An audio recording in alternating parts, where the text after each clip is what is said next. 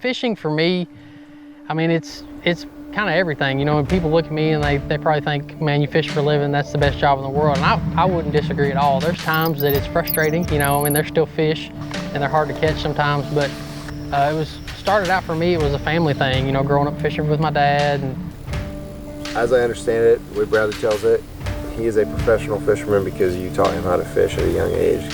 Bradley does claim that he learned a lot from me about fishing at a young age. Somewhere around December of that year when he was 7, he made the comment to me that he would like to fish for a living. Well, you know, every kid has a dream, basketball players, being Michael Jordan, somebody like that. He said, I want to be a Kevin Van Dam. And you wonder if they could do that, and you want to say, yeah, you can live your dreams, you know. By the time he was 12 and 13 years old, you can pretty well see that's what he dedicated his life to doing, and that's what he wanted to do. But it was something that I truly loved to do, and there came a time where I'd gotten around, I think I'd went to a Bassmaster Classic and got around some of the guys that were making a living fishing. I was young, you know, 12, 13 years old, and it just clicked. It went through my head. I was like, man, that's what I want to do for a living. I want to bass fish for a living. Earlier today, as we was out doing some other filming on the boat, I was talking about turning him loose at the age of 18, turning 19 to make his first Elite Series going to California. And that was a 44-hour trip we was turning him loose as parents to travel across this country with. His mother and I cried in our driveway as he was leaving because we just watched him from 7 years old, turning 19, and his dream coming true. Come on, Big Roy.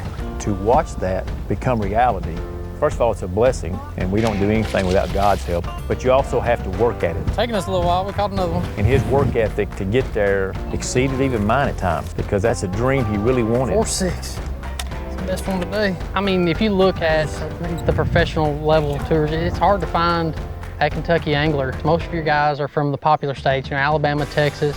Kentucky's got great bass fishing, but it's just not as popular as it is in other states. And for me, that's almost one of the cool things about it, because I was able to stay here and hone my skills and be able to take them other places.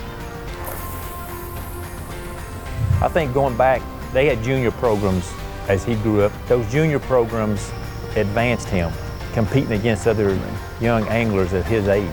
I think from that point forward, he realized, my parents gave me the opportunity. He said, how can I give back to that? The same way it's given to me. And I think that's where his passion is driven around junior programs.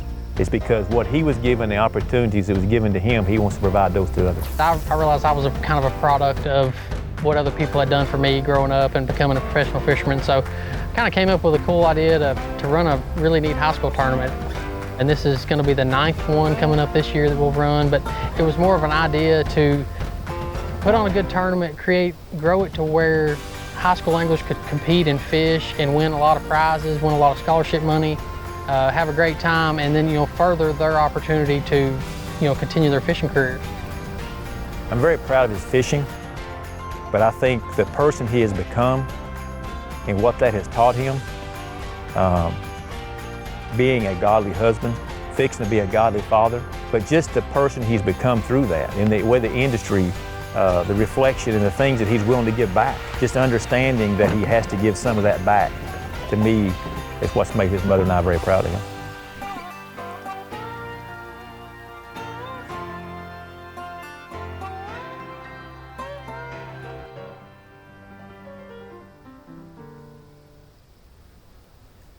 I'll show you something, EK. Look here.